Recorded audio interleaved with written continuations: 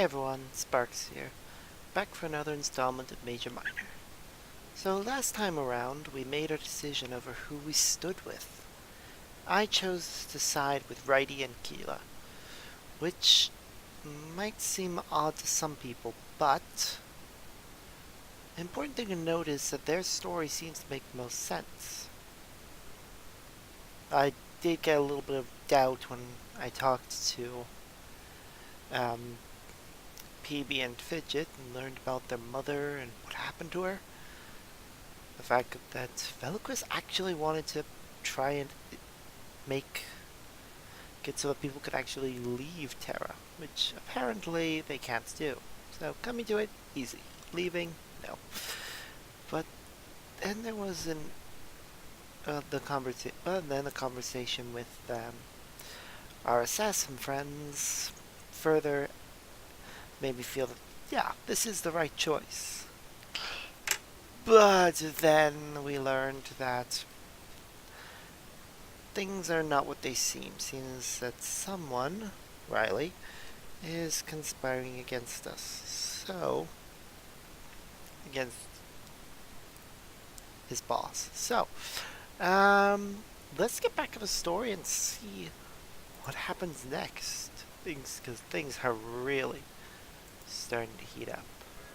So as always, we go over our save file to see where things stand. Total saves 14. True ending flags 4. Rook affection 1. Keela affection 1. Everyone else 0. Meanwhile, in the comfort of your tavern room,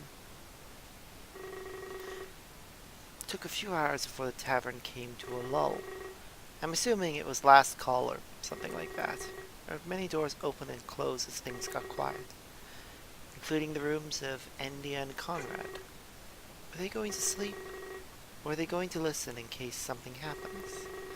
So I'm a little paranoid that I'm being watched. Oh well. It's not like I was doing anything illicit. I made myself comfortable in the luxurious bed. Looks like a nice room, alright. Too nice for a pub, or an inn even, but still, it's nice. I'm gonna get my own little fireplace, 2 comfy sofas. Can't see the bed anywhere, but I'm sure it's somewhere in there. Then again, that might be the bed off to the right, or left rather. Again, the sofa could be a bed. I don't know how this works. Anyways, I'm not sure if I dozed off or fell asleep. Before I knew it, I was jerked into coherence. There was loud knocking at my door. I took quick steps towards it, utterly groggy. I rubbed my eyes in an effort to make my vision clearer. The knocking starts to get more vigorous in nature. I can hear someone panting on the other side. It sounds like somebody is panicking.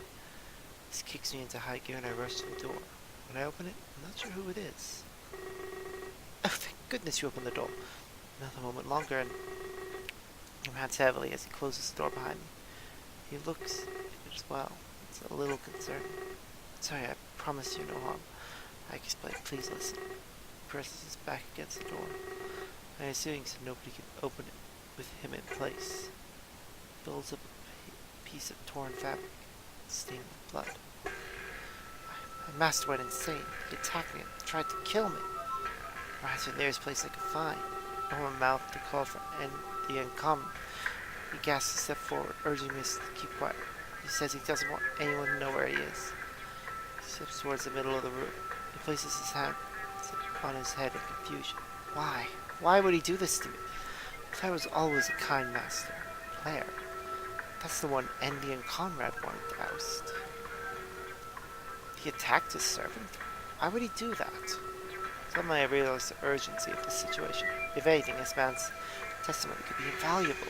I ask him his name and give him mine in return. Of course. My name is Riley. Thank you for your shelter, Sparks. I nod. I start to feel uncomfortable near the door. I move away and place him between the door and myself. I stand against the wall, my back pressed against it. I won't be here long, I promise. I just need to gather my bearings. Okay. All just throw me for a loop. You never expect these things to happen. It's so sudden, I'm just scared. Notice as the beard suddenly changed, almost like his panic vanished in an instant. He seemed to calm down rather quickly. He places the bloodied fabric on the floor. Why in the world would he do that? I decided to ask him what he's doing. Sorry, it's just making me relive this. Gotta get it out of my hands for good. Or else I'll keep dwelling on what happened. He stands up and looks me in the eye. He needs to look like he's struggling. Let it give me this. In that moment, in an instant, he is upon me, pinching against the wall, squeezing my throat. I start to panic and try kicking him off, but I can't. He uses his own feet to keep mine in place. I try to pry my hands off his throat, but he's strong. I start to lose my strength. My vision fades. I slide down the wall as my body becomes weak. The throat was ferociously as I start to lose consciousness. The last thing I notice is the look on his face. It displays pure regret. Like I didn't want this. In the last few moments, I hope that someone rescues me. If it doesn't happen, my vision fades for good. Sleep well, Savior. No. I can't die. I am the hero of this story. I can't die. What's going on? Well then, Rayo. Things are becoming more complicated. Many men aspire to usurp my throne, and this time they're getting close. Closer than I've ever experienced. It's almost like a game to them, but it's trivial in the face of our goal. It's fun to watch, though. It seems that Righty suspects you, but his theories are incredibly wrong. Indeed, our fault for being secret. People think that I have something to hide. For that, I bear some sort of ill intent.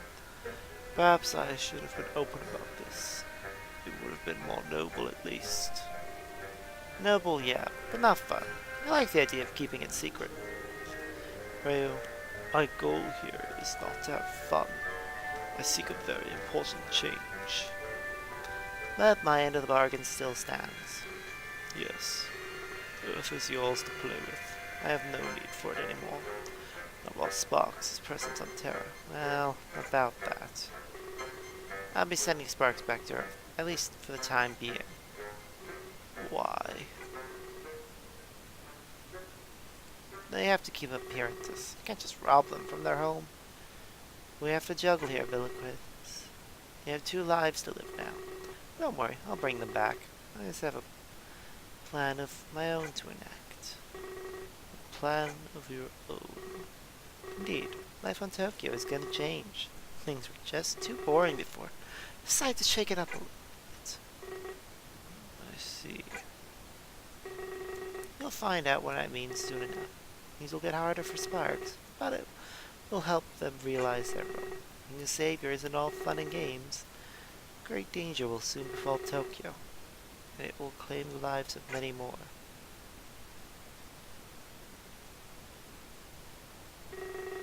Where am I? What's going on? I remember getting choked unconscious by Riley, but then why am I still conscious? I feel awake and disconnected. It's like my spirit left my body or something. I'm still fully aware of my surroundings, or at least the lack thereof. Even so, I feel disconnected from my body. Is this death? I feel a large rush of speed, much like the first time I was sent to Chiron. This time, I am able to bear the pain more easily. And, as it subsides, I hit solid ground with a thud. First, my sense of touch returns, face down on some sort of carpet. The hotel room carpet? Back on Earth? As my sense of sight returns, this fact is confirmed. My instincts want me to rise to my feet. As it stands, that's currently impossible. For I move my hands, but they're frozen stiff. I mean that in a literal sense. It's so cold. How long was I lying here? Did the hotel not have any heating? After strenuous effort, I am able to move one finger. Then soon after, I can move another, and another. I focus on this until I can move all of my digits. When this is through, I have control of my hands. I use them to push myself up, and then soon after I can move my feet as well. I bring myself up to a standing position. That was odd, almost like I had to defrost. I scan the room and notice kilos lying on the floor. We're in the same spots as we were before. We hadn't moved since the news report came on. But sun enters the room through the nearby window. It's not night anymore. Day has broken. I rush over to his body and kneel down beside him. I give him gentle shakes while I call out his name. He's frozen stiff, just like I was before. He's cold to the touch, like a lifeless corpse. I start to panic and shake him even more, my voice becoming more desperate as I call out to him. After a few straight minutes of this, he starts to move. He follows the same procedure as myself. First the fingers, then the hands, and so on.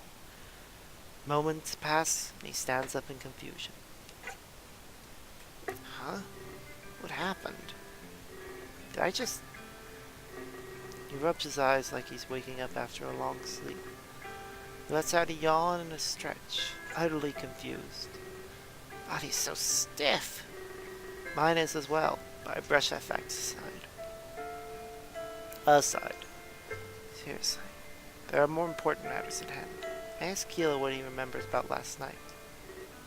Clace must have passed out in shock. I think it's all blur. Please tell me that isn't true.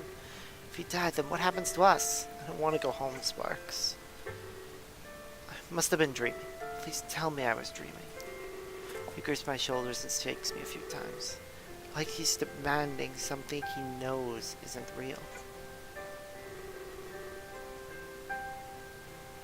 But I can't let him live in some sort of fantasy world.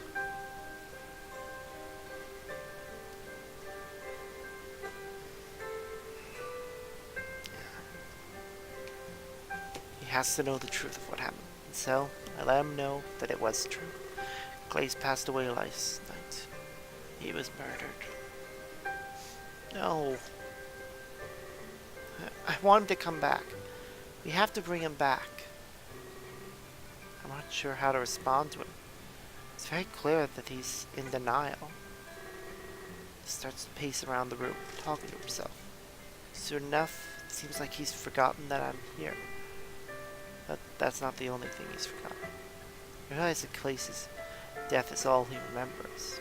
This vision terror, like it never happened. Why would he forget if I remember? Does this have to do with me being a savior?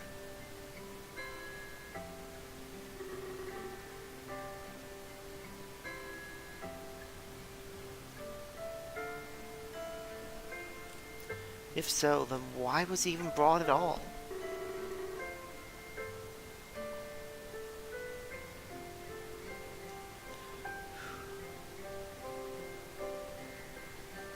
It's very confusing, and I skipped the arc this time. I have no idea why, and I'm filled with questions. I thought I was needed in Terra to save it. I can't believe it. But I want to see that man again. How could I go about rescuing Kaylin if I'm on Earth? Thinking about this just doesn't add up. Especially if Keela was right about the time difference. I have to get back there as soon as possible.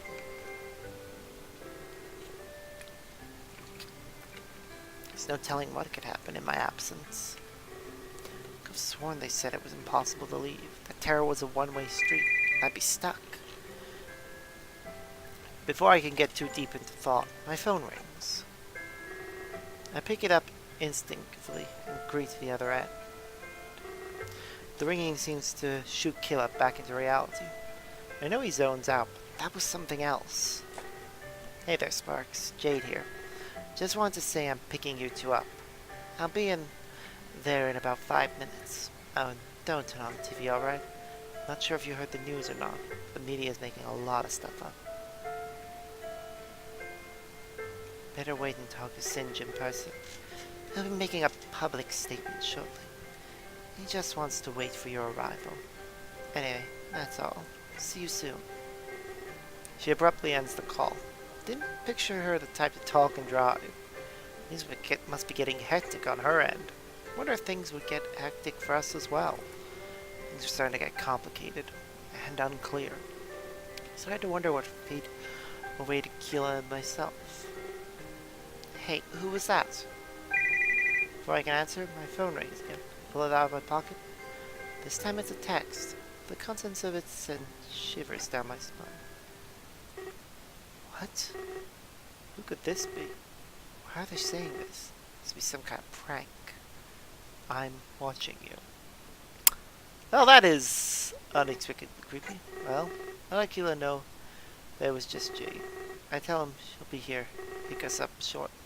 Visually telling us the full story. Actually, we should already be downstairs. Alright, let's get down there then. He runs off as fast as he can. I can tell that he's in denial. He doesn't want to talk about this.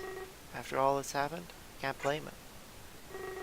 Before leaving, I close all the blinds. I guess that text message got the better of me.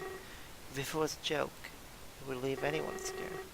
I'll leave the room, with paranoia eating away at me. Make my way down to the lobby. As soon as I get there, I see Keela exiting the hotel. He seems to be in a hurry, scurrying away. He can run, but of course he can't run forever. I attempt to follow, but quickly bump into someone. I take a step back and apologize to the woman. Then I realize I've seen them before, under the exact same circumstances as well. You. No, my apologies, that was rude. I was just surprised to see you here. Tokyo must be smaller than we think. So, you're staying here too?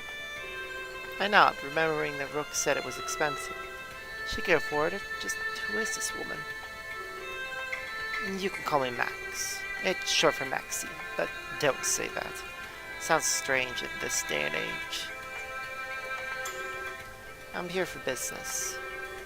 And let's just say my company is cheap. Only the best when it comes to travel. The way she says this implies that she owns a company. That's definitely impressive, as she seems very young. I can't tell, really, whether she's young or not. But the gear definitely brings my attention, as does the fact that she's on the title screen. You have my interest, mystery woman. And I also would very much like your necklace. It is very pretty. I see that you were on your way out. I'll let you get on with your busy day. Didn't mean to hold you up or anything. Perhaps if I see you again, we'll talk. It'll be nice to get more acquainted. Not just anybody can stay in this hotel. I'm sure you have a story to tell. And I have all the time in the world. She walks away from me with a smile. As she does, she plays with the gear on her necklace. I feel like I've seen that before. It stands out to me. Change my course back to the exit. Before I can get there, my phone rings again. It's a text message. As the tone doesn't repeat, I'm extremely hesitant given what happened before. But unlike Keela, it wasn't in my nature to avoid things. This time the universe will not sway in your favor. But mine. This doesn't make any sense. Believe it. It seems to be written with a knowledge of my power. I've never told anybody about my situation. Does somebody on Earth know what's going on with me? I can no longer hope that this is a joke. There is more at play here than I know. Someone, somewhere, isn't being honest with me. I exit the hotel, meet up with Keela, and we enter the limo together. Do all of this knowing that I'm being watched. And that is much harder than it sounds. Chapter 4. Oh my goodness. You are cute. Look at that face. As soon as we enter, we take our seats. The first thing I notice is that we are not alone. Rather than the front, Inui sits in the back. And he's not alone. He's sitting with someone new. Since I've never met them, I introduce myself. Yay! We meet you straight away! Boop! Look at you, so cute! And clearly a cop from the outfit, but... Oh, you must be the new security guy. Yeah. Look at that hair. It's so blue, and those yellow eyes, and... Oh, cute! So cute! I contemplate whether or not... Let's get back to reading! I contemplate whether or not to offer him my hand, but at first glance he doesn't seem like a type. As we'll learn, not everybody is into handshaking. You're the lucky two. That requires a lot of dedication, you know. But that is the trait I admire the most. He gives a wide smile to Keela and myself. He offers me his hand. Yes, I was wrong. I accept and he leads it with a firm grip. Keela, however, does not, and remains seated. I let this man know that Keela is in shock, especially after the events that happened last night. I understand. It must not be easy. By the way, you can call me Acheron. You are named for something from Greek mythology. I'm pretty sure it's the river Acheron that runs through the underworld, but I can't remember which of the rivers that one is. The Acheron is river located.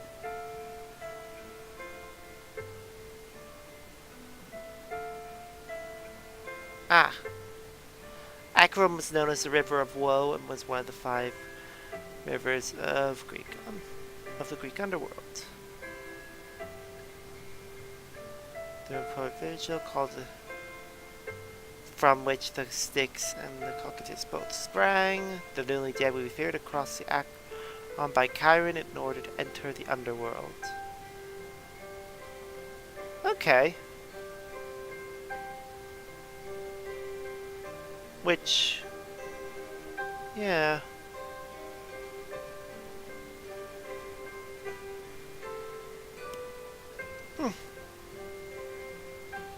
Anyway. Okay, so you're named after something from Greek mythology, as I thought. So, yeah. Anyways, sorry to ensure your safety. I'm told that you will learn more shortly. I'll refrain from giving anything away. Leaking information would be irresponsible. He reclines back in his chair with a relieving sigh. So, we have someone to protect us now. That's awesome. Suddenly I'm not as worried about those text messages. He looks equipped enough to take on any trouble. But I still feel sorry for Keela. He's acting odd. I'm sure that given time, he'd come around. At this point, Jade starts the limo up and drives away. I'm not sure how long it will be until we arrive. But I need to sort this all out in my head. It's crazy. So, from what I can tell, I'm now being watched. But this person seems to know about my power as well. That perplexes me, because I thought it was a secret. In fact, I've never told a single soul about the Ark. Maybe I wasn't the only one who's been to the Ark. There's more to this, and I just needed to know. Hopefully, I would learn more as the day progressed. With Acheron to protect us, I'd be safe. I take a deep breath and close my eyes. At this point, Inumi breaks the silence. Hey, I have a question, Sparks. What's 75 multiplied by 110? 75 multiplied by 110. Okay. 550 plus 7,500 equals 8,050. I think. Someone asked me earlier. I didn't know. Oh, I was not in a state good for mental math. No matter what, that was just an odd thing to ask. May found the silence in the limo a little awkward. Oh, 8,000. It's 8,250 near me. Where did I go wrong?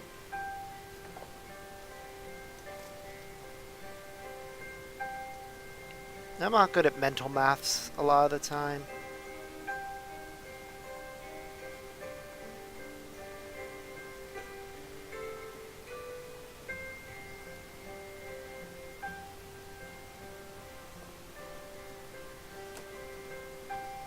But hold on.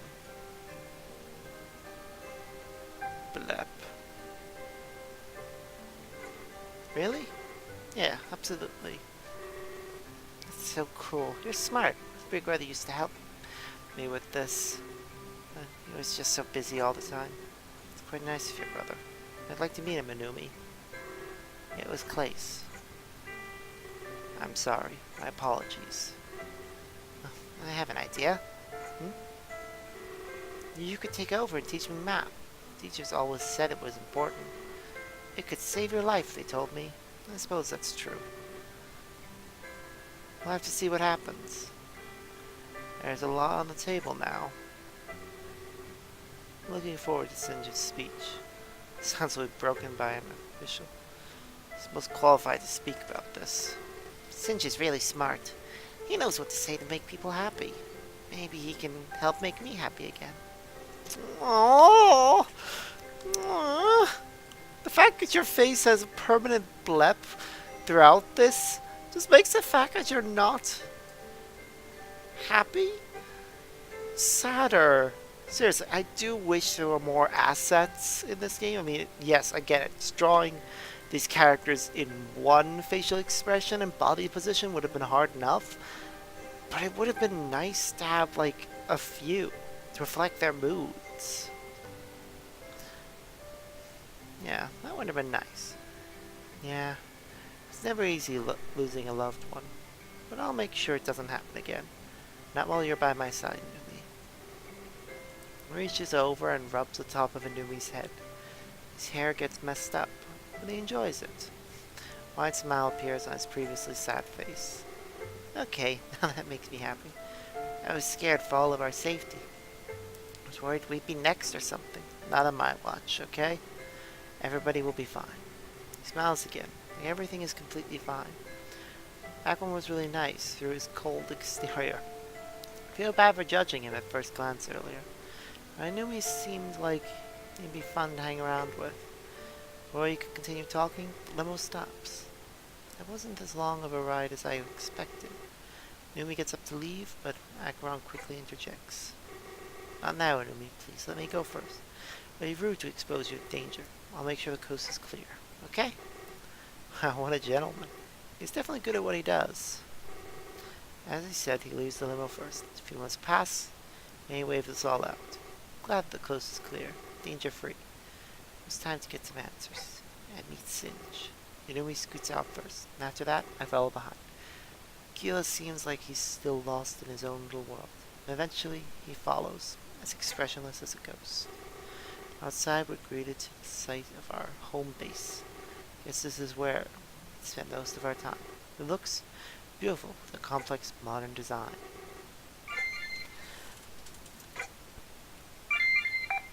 Okay, how much time has passed? About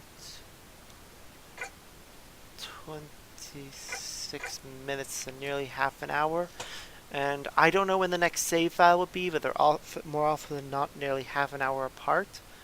So, this will have to be the end of part 1. Hopefully next time around we'll get the rest finished, as we haven't really made that much progress. Made just one extra save, but it's nice to have met a bunch of new people, especially Akron. He is adorable, and probably one of the best characters in this game, if I'm remembering right. But, yeah, we'll talk to him when we get back, and hopefully we'll deal with a bunch of other stuff. So, until next time, guys, see yas.